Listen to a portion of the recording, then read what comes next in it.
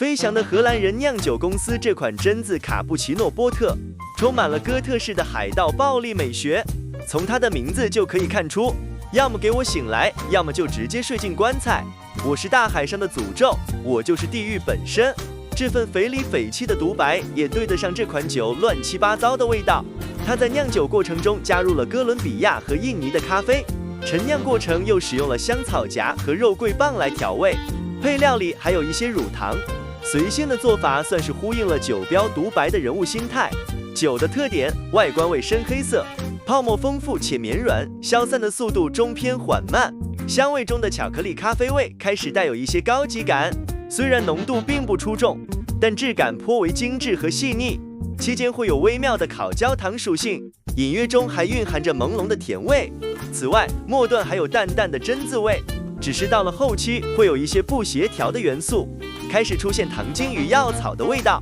这有可能会让人减少一些愉悦感，特别是对新人，入口的感觉顺滑，但风味的组合有些奇怪，苦中带甜，又伴随着一些酸味，前期的巧克力味，总感觉是交织着一些红色水果，但味觉体验并不享受，这种酸甜的感觉消失得很快。苦咖啡的味道则是后来居上，成为了完全的主题。